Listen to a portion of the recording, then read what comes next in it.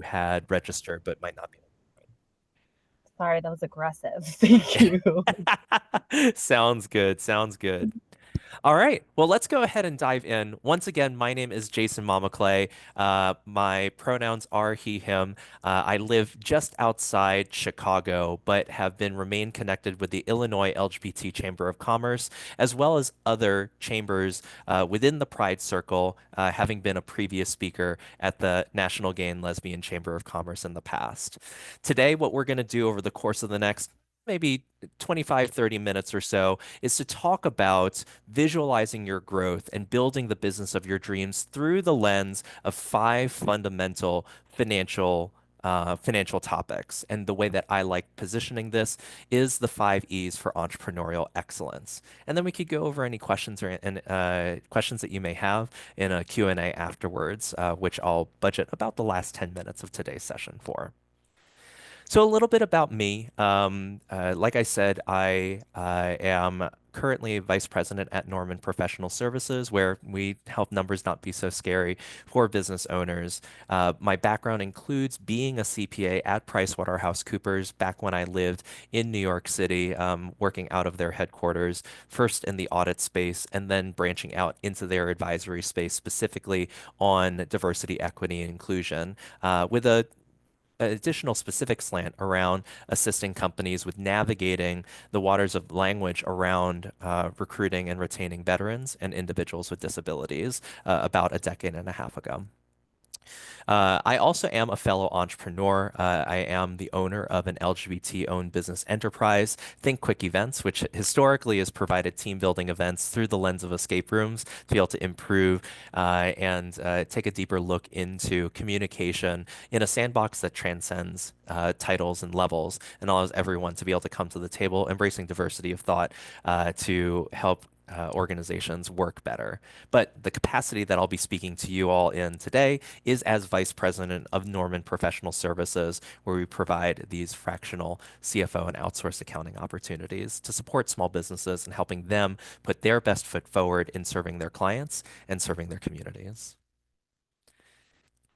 Within NPS, we love thinking ourselves as transformational accountants, where we transform the purpose of accounting from being just a necessary chore to being a treasure trove of information to give you insights about your business, to be able to take what could feel like a really chaotic and confusing sea of numbers into an orderly set of key data to talk about cash flow and to transform from, once again, a very uncertain or surprising space into one that yields you more profits more predictably for more compensation, and to be able to help use this accounting system to provide your trajectory from here to there, wherever you want your business of your dreams to be. So that's a little bit about NPS. And you may be thinking, all right, well, who is Norman? If my founder were here, Walter Miller would be here. You'd have that question because no one in the business is named Norman. Norman is our founder, Walter Miller's late dog, who was present when he had founded the business about 21 years ago. Obviously, not with us now today, but Walter continues to be a dog lover with two dogs at home as well, whom I've met and are really just bundles of love and joy. All right. So, what I'd love for everyone to do, kind of by yourselves, is to go through a visualization exercise. So, often when we think about what's going on within our business, if we give ourselves the opportunity to really be seated in what we want this business to look like, to feel like in the future, it gives us a greater opportunity to have an internal compass of whether or not we're moving in that direction.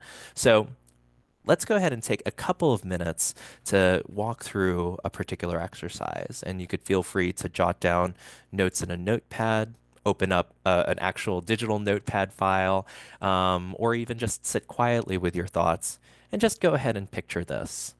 It's New Year's Eve, December 31st of 2027. So we're skipping past this December, skipping past next December. We're hopping ourselves 2.5 years into the future, and you're really, really excited that your business has done an amazing job. It hasn't been without its hurdles, for sure, but your business is finding success, really sitting in its stride.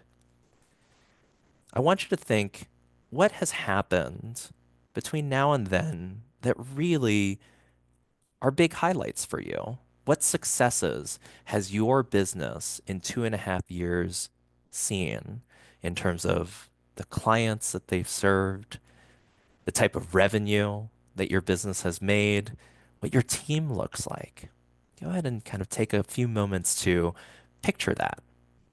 And whether they be just quick glimpses of details, vague descriptions of where generally you want to be, let's go ahead and take a couple of minutes to really think if I were to be kind of clinging the champagne glasses with my partner or with others that I hold close, what would be some of the things I'd be really proud of for my business? Some other things to think about too are maybe what's true for you outside of business. Uh, where do you find yourself living? Where do you find yourself vacationing? What was the most personally fulfilling thing that you had done or achieved? Go ahead and think about that too.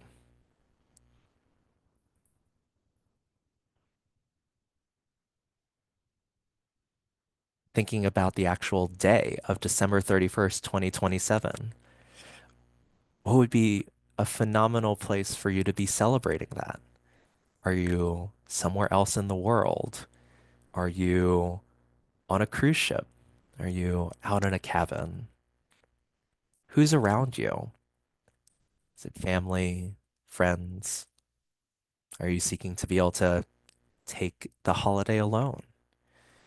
What feels like a proper celebration of where you've come over the course of the past 2.5 years to get us to December 31st? Think about the sights that you see around yourself, the people, the environment, the sounds that are coming by. Maybe you're watching New Year's celebrations on TV or blasting some of your favorite music at home or just sitting underneath the stars. Really try to savor. What does that feel like? What does that joy feel like? What does that sense of accomplishment feel like? And whatever comes to mind, just jot down words. Doesn't have to be a complete narrative description of the environment. Could be a sentence here or there, a phrase here or there, or even just a couple of words that pop in mind.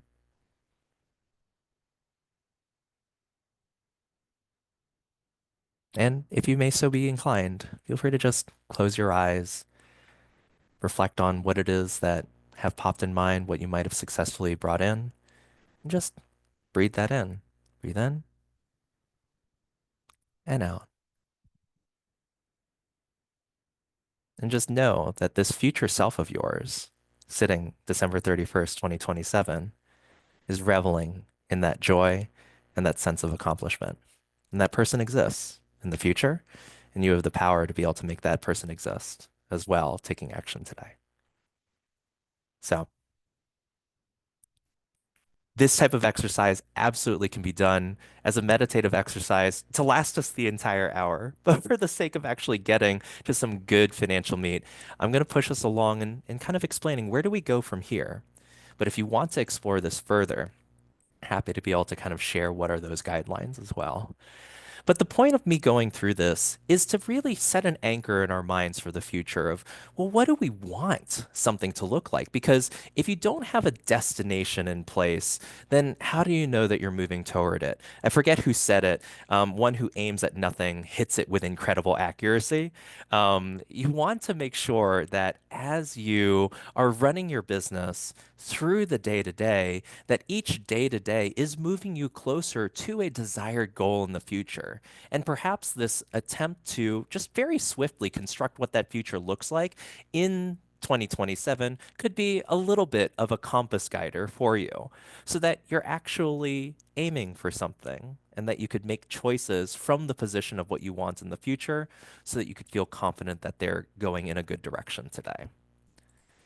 So, what we're going to go through over the course of the next 20 minutes or so is something that we go through clients in a deeper level for sure. And so, as we go through things, do not feel stressed out that you don't have the time to digest and pump in numbers on your own at the moment. And if you wish, feel free to go ahead and QR scan this code for a blank copy of the worksheet that accompanies this presentation afterwards in an email for you. If for some reason this code does not work, maybe because by the time that you watch this in a recording, maybe our website addresses may have changed. You could always feel free to connect with me over LinkedIn, and I'll be more than happy to share the guidelines with you. All right. So let's go ahead and walk through what I call the 5 E's of entrepreneurial excellence. And the first E that I'd like to go through is earnings, your top line revenue. So when you think about this business of your dreams, this 2027 December 31st view, and reflecting back for that year, what do you see your earnings to be for your business? And you don't have to put any specific numbers in the chat right now. And now I'm realizing I had a poll that was ready to go out. So let me go ahead and launch that poll really quick as an item. Or you know what? I might not be able to while sharing, and that's okay too. This is the magic of live TV for sure. But as you're envisioning what you want your business of your future to be, think about what was the revenue that it brought in out of all of the work, services, and products that you provided to your clients and to your community? Where did that land? Is it $250,000? Is it $500,000? Did you grow your business from where it is now to $3 million? Whatever you want that number to be. Go ahead and if you have a number in mind, feel free to go ahead and jot that down. This is how your business makes money. And if you have a business that does it in multiple ways, say that you are an executive coach and you provide coaching through group sessions as well as one-on-one sessions, and you maybe have also speaking fees as a component. Those would be your main revenue streams. And thinking, all right, of this larger, broader earnings that your business makes, my revenue streams are divided up this way. And maybe it's like 3/4 of my revenue is this and the other quarter is that. Or of this dollar amount, $100,000 of it is through this product line A, and $250,000 is from product line B. Think of them as major categories of your earnings. With regards to thinking about for each of these individual revenue streams, which will become important in some of the future E's, you want to know, well, how many dollars is that actually for each of the revenue stream? What are the main ways that I make money? And how big do I want each of those parts to be? All right. So we'll move off of earnings and actually go into what may feel like not a financial metric, but is actually incredibly important when thinking, well, how much does my business need to produce? So the second E is end users, aka your customers. These are the people who will pay you the money to get to those revenue streams. And for those that are involved in or have spoken with marketing consultants and advisors, thinking about your ideal target client profile is an important component of thinking about the projection of your business. And one of those elements is what is the amount that they're willing to pay for your services? So you should have a dollar amount in mind that on average, my best clients that I wish to serve and multiply will pay me this dollar amount. And the reason why that's important is when you think about your revenue streams, if you divide that by the dollar amount that the customer is willing to pay for you, then you will get ultimately a total number of customers. And the way that I like thinking about this is take your annual expected revenue from a customer. So let's say, for example, that you had a expected revenue stream of $600,000 for like a high-end consulting service. Just put that out there as an example. And you have a service where you spend a couple of hours a month with either yourself or your team in exchange for a $500 per month subscription fee. Well, that customer will pay $500 a month or $6,000 a year. So you're going to need $600,000 for the year divided by that $6,000 per customer per year to get to the fact that I need 100 of those customers. And that's just an example really quick of that number. But you want to think for each revenue stream, what's the expected dollar amount that you're expecting from them in a year? Now, the thing that I want to share is that that dollar amount isn't necessarily the dollar amount that you're charging today. What I want you to challenge yourself to do is, well, what's the value that my company really delivers to clients, right? For some people, this can feel like a challenge to say either I've always billed on an hourly basis, or I've always like needed to combat market pressures, and there's always a lot of economic pressure related to price. So I want you to still sit back and go, well, how many of those are kind of upper limit ceilings that I'm placing on my value that are self-imposed versus truly market and customer imposed? And if you do want to break through what those values are, if you want to be able to figure out how to charge more for services or capture more value of the services that you're providing or the products that you're providing, ask yourself, well, what needs to be true in order to actually start embracing more of that value to be able to charge more for your products and services? And sometimes you'll discover, all right, maybe these are truly self-imposed, or they are very real, tangible market-related things that need to be navigated and explored as a business owner to be able to see how can we get to the next level beyond just changing dollars for inflation. And then the other question is asking yourself, who are my best customers, or the ones that I at least love serving? These would need to be the people who both need what you want, need what you are able to supply to them, and are willing to pay what it's worth. Because they may need what you have, but maybe too tight of a penny pincher, then they may have qualities that are not your ideal target client. Or if you're chasing after folks that have money, but ultimately your services or products don't exactly meet their need, then perhaps you're chasing down the wrong demographic of that particular industry or client and whatnot. So, although this overlaps very closely in marketing, this number here of how many you need to service becomes an important evaluator when you think about your overall revenue. All right, so we'll move on from this E. And again, I know that I am moving fairly fast so that we could make sure we have a little bit of time for Q&A at the end.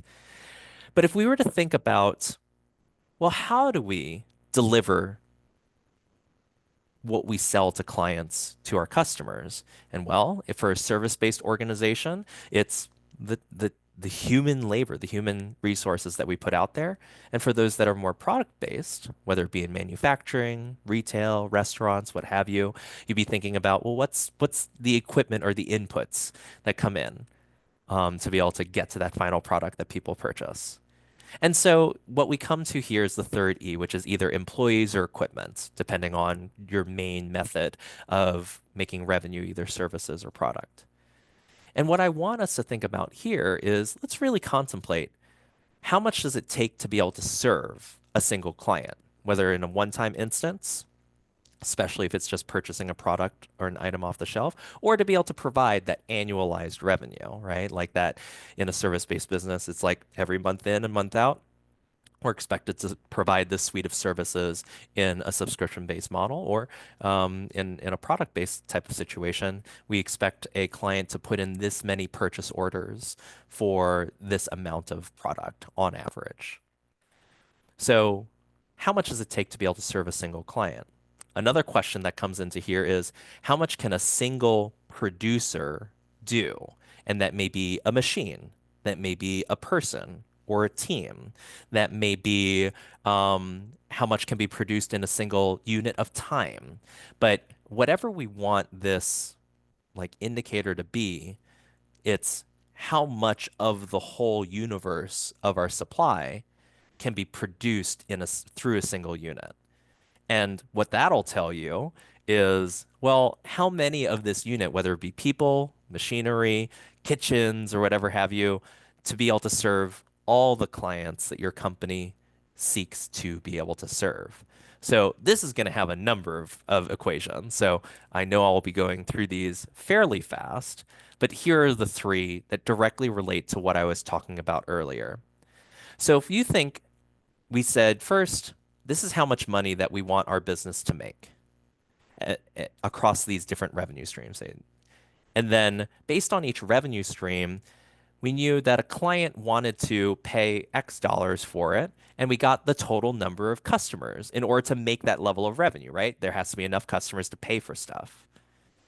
Well, if we think about how many hours or units we need to provide for each of those customers times the number of customers, well, that's the supply that we need to provide in order to get the revenue that we're looking for, right? So that's the other side of the equation. They give us money, we give them something of value. This is the total number that we need to give of value to earn that level of revenue. Now, if we take it into well, how the heck do I make that stuff? Well, that's where thinking about producers come into play. And again, a producer could be either an employee, piece of equipment and machinery, or whatever have you. So taking a look at how much one unit can make and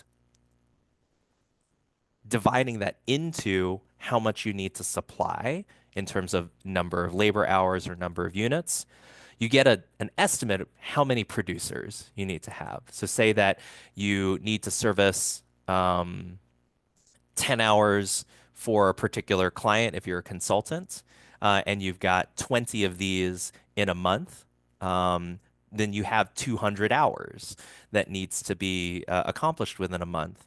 And if a person can only provide 5 hours a month in order to be able to service that client, balanced across all of the other things that they need to do, then for that 5 hours per month, you're going to need 40 of those people. All right, I guess I made a poor example there because the person will definitely have more than 5 hours a month for that. But let's say instead a person can give 100 hours a month spread out over a course of 4 weeks. They've got 25 hours, and you've got 200 hours worth of need there because it's 20 clients at 10 hours per month. Then you ultimately need two producers being able to provide for that total like requested supply. All right. And then the last equation here is whatever you're paying for these producers, again, whether it's employees or equipment, there's a cost related to those, whether it's salaries, wages per hour, or you just need to purchase the big darn piece of equipment. Well, if you know that you're going to need three machines, three big pieces of equipment, and each of those pieces of equipment costs $50,000, then you know that if you need three machines at $50,000, that direct cost is $150,000, for example. So let's kind of bring the thread through again. Is we've identified how much revenue we wish for our dream business to make. We've identified how much our target customer is willing to pay for the suite of services or products we want to provide. Using that number, we know how many customers we need to service.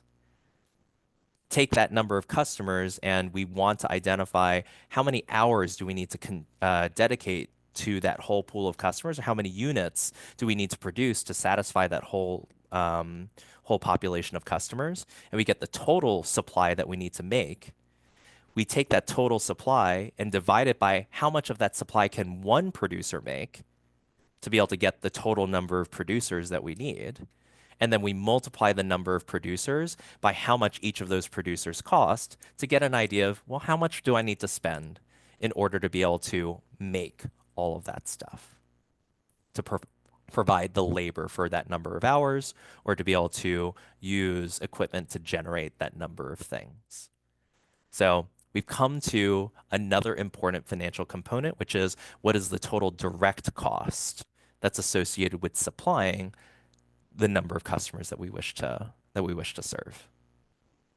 All right. I know that there was a lot of numbers just within this one E, but it was an important hop to get from revenue and the marketing side of things back into the financial side of things. So that's why I wanted to spend a little bit of extra time compared to the other E's. All right. I added this slide in. This one is more relevant for service-based businesses, but to an extent, if input of hours is necessary in manufacturing or in restaurant and so on.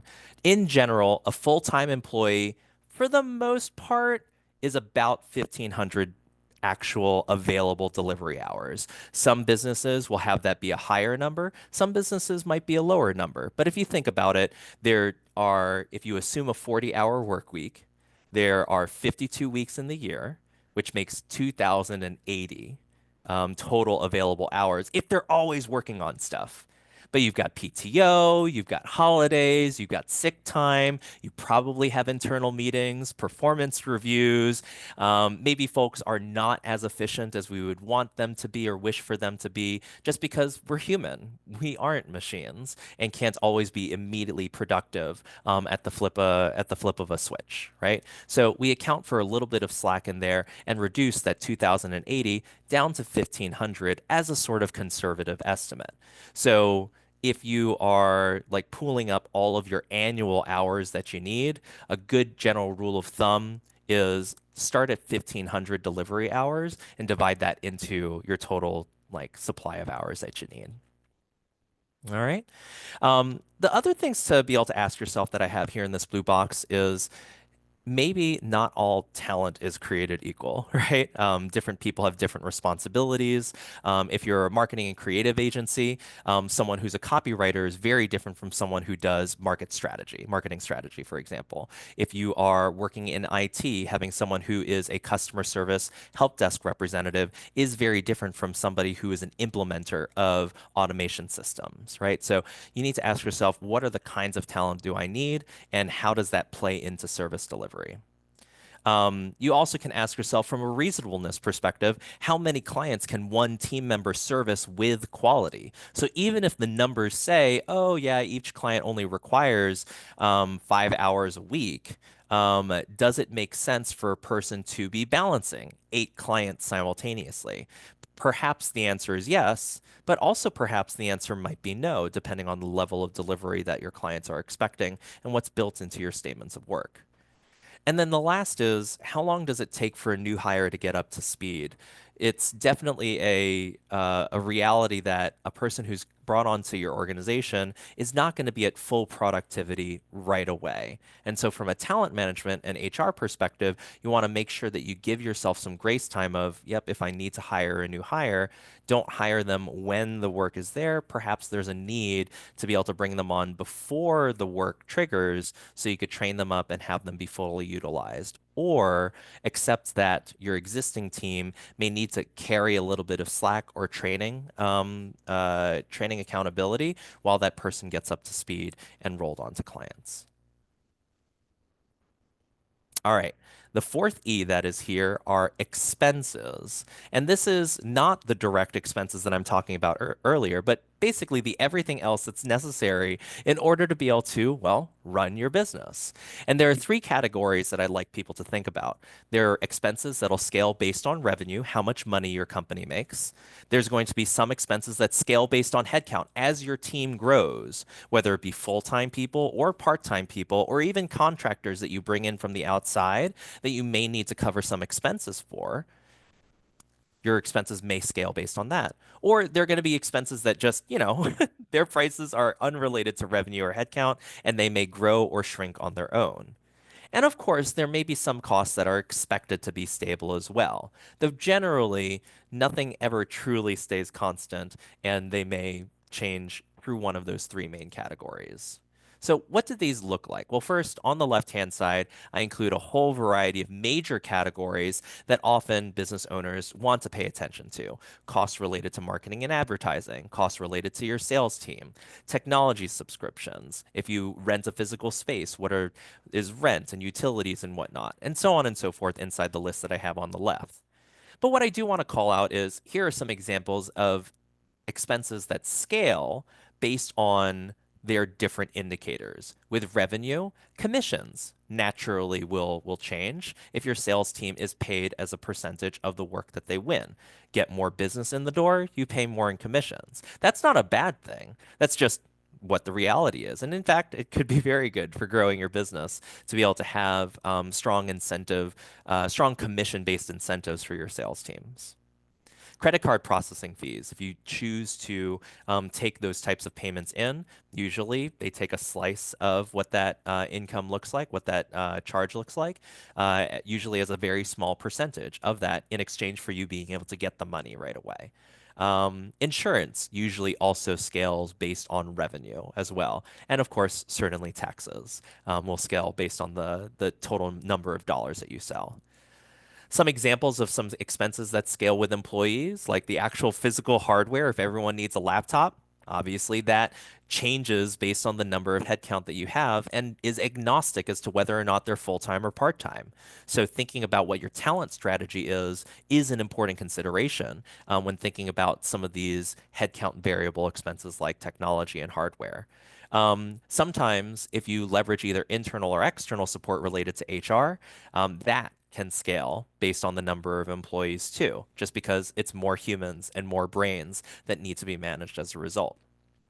If you bring folks in for teaming activities, whether it be virtually or in person, finding opportunities to bring in the resources necessary for group meals, happy hours, trainings, and whatnot. Sometimes those, especially in training and development, those licenses to have access to training materials can vary based on number of individuals, regardless of their full-time and part-time status.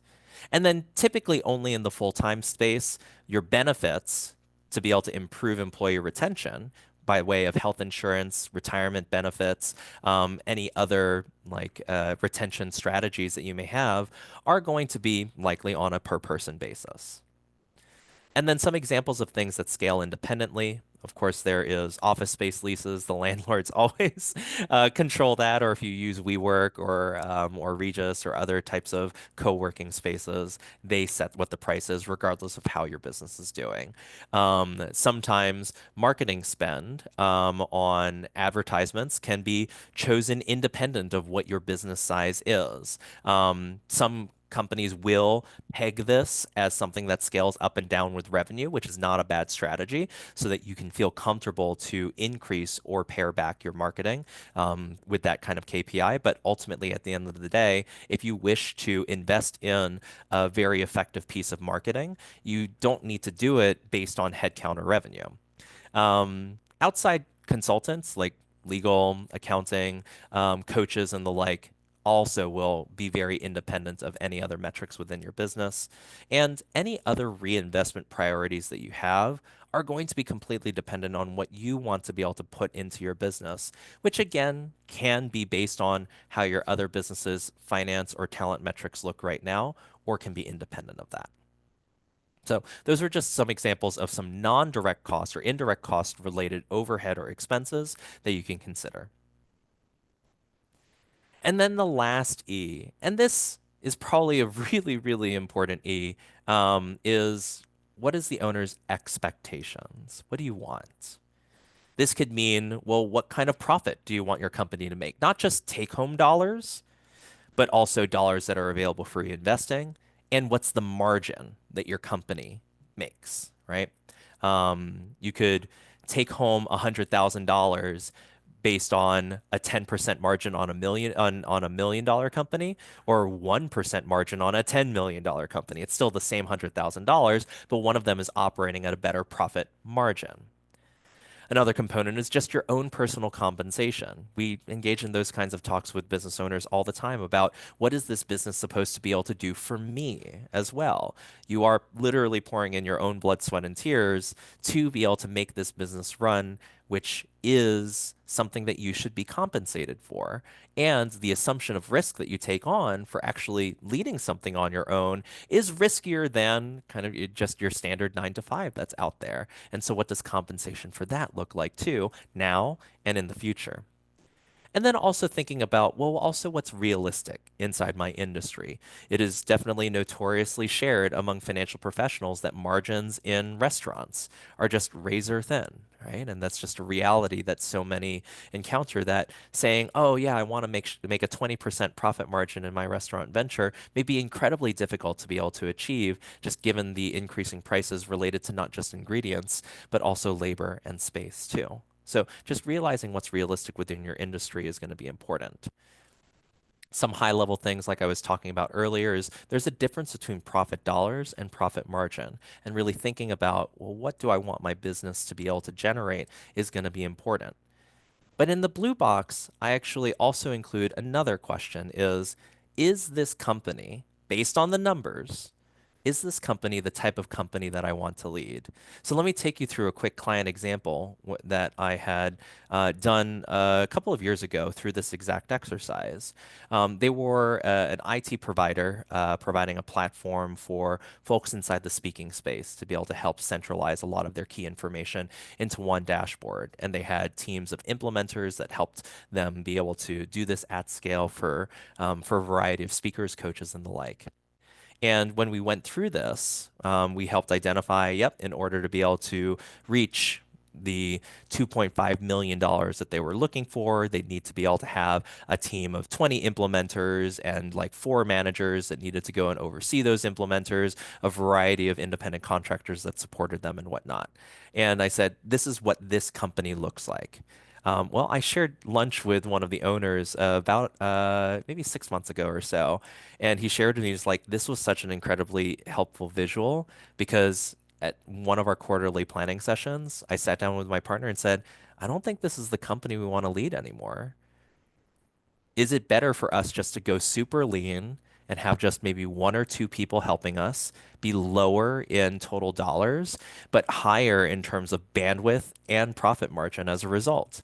And they actually chose to go in another direction, leveraging the exact same 5 E's framework to rebuild a different business of their dreams after realizing that this expansionary scope that they wanted to do was taking more out of them than they were ideally desiring for, and the fact that they had a couple of other business ventures that they wanted to be able to dedicate time to as well.